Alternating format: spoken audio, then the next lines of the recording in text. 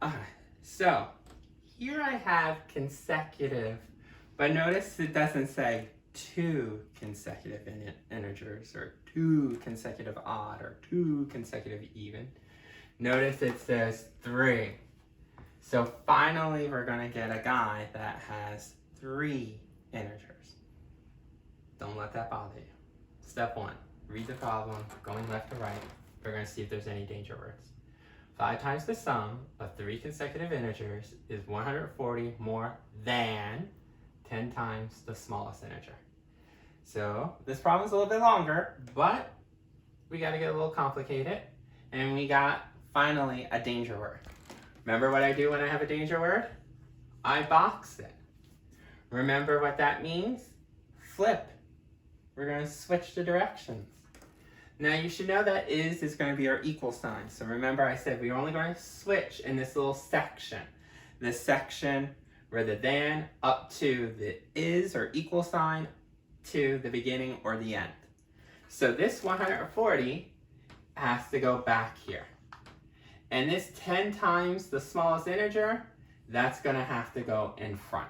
Right? You have to pivot anytime you have the danger word from or than. When it comes to subtraction, it's a big deal to pivot.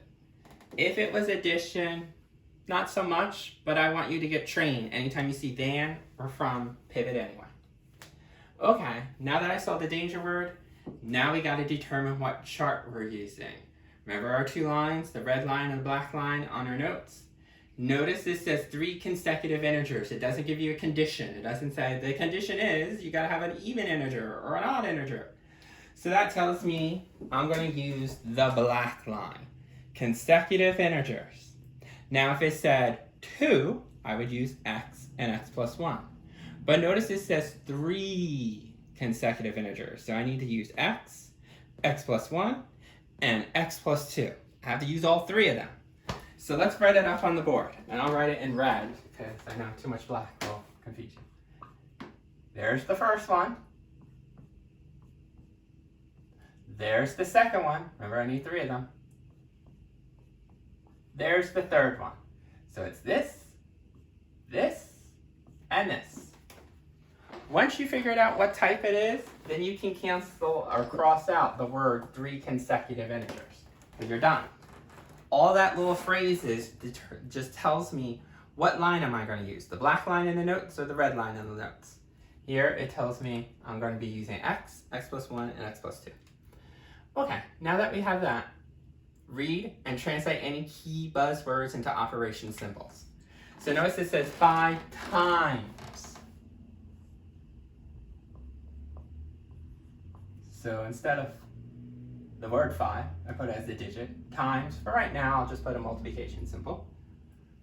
Sum of, I know I'm going to have to add some things, is, there's your equal sign, more, plus, 10, let's write as a digit, times,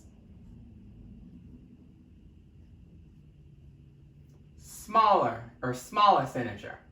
Let's leave this alone for right now. I'll explain smallest integer in a second. We'll leave this alone. Okay. So I basically got rid of most of the words. Do I have any words that are and? Nope. So I don't have to worry about those careful of ands. So let's rewrite the problem. Okay. So let's start with 5 times.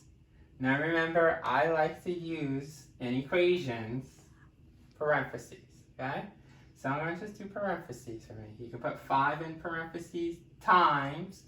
Now let's see what we're timing. We're timing a plus sign? That don't make sense. Time plus. So we're timing what? The sum of all of this. So what I have to do is add this with this and this so that I could do 5 times. So in this parentheses, I'm going to put in that I'm going to sum these 3 items. Sum means add those 3 items. Item 1, x. Add it to item 2, x plus 1. Add it to item 3. That's what this is saying.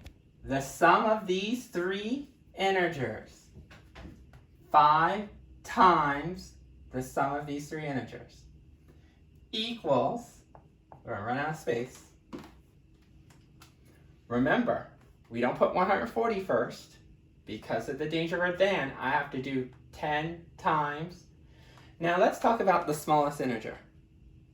Remember, there are 3 integers. You got to figure out which one represents the smallest. Anything you add makes it larger. So it can't be these 2 guys. It must be this plain x. So anytime you hear smallest or first integer, we know it's going to be an x. Anytime it says largest integer, x plus 2. Or if it said the second or middle integer, then you use that one. Okay? So now, we're going to write down 10 times x. Because we just said that smallest integer represents x. Now, how do I write 10 times x? We know you can write it as 10x. That means 10 times x. Plus, I know, it's very tiny, 140. Okay. Let me start taking care of this stuff here. Okay? And I'll make it smaller so that you can see it. We want to get rid of these parentheses first. Remember how I said, get rid of parentheses, do the multiplication before I do addition. So I'm going to distribute first. Now, luckily, because these are in parentheses, if you wanted to add first, you could. So it's up to you. Either one will work. So we're going to do this, that, with that x, with that x, with this x, and with this 2. So 5 times x, 5x. 5 times this x, 5x. 5 times this one, 5 times this x, 5 times this 2.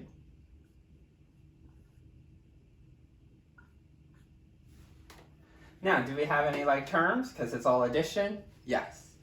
We have coefficient variable, coefficient variable, coefficient variable. And they're all positive, so we get to add them all together to get 15x. Now these 2 are constants, and they happen to be both positive, so we can add those 2. 5 and 10, same labels, add 15. Who wins the tug of war? Team 10. Next, coefficient, variable, constant, we're done. Can we do anything here? Coefficient, variable, constant. No, there's no parentheses on this side, no like terms. It's just a 10x plus 140. So let's bring it down. Equals 10x plus 140. Now that you have 15x plus 15 equals 10x plus 140, this is going back to the beginning. Notice that you have variables on the left, variables on the right, but this is 15, so this is the variable side. This is the constant side. We can move this 15 to go over here with the other constant, not with the variables. They cancel out. This and this is going to be 125. We know we can move this 10x to this side. Subtract 10x to both sides. They cancel out. And this, 15 minus 10x, we're going to be left with 5x. So we have 5x equals 125. So then, to get rid of the 5, the coefficient, we're just going to divide. Okay? I'll make a little space because I know it's getting a little crazy.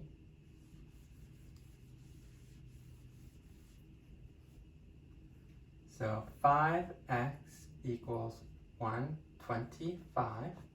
Divide by 5, divide by 5, and you get x equals, put it in your calculator. Remember, you're allowed to have a calculator.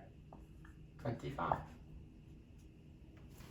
Now, I erased it, but it said find the integers, plural. So I need to find all 3 integers. Remember? 3 integers. I found x. So for me to get my answer, I need x, which is 25. I need to take the x and add 1, so that's 26.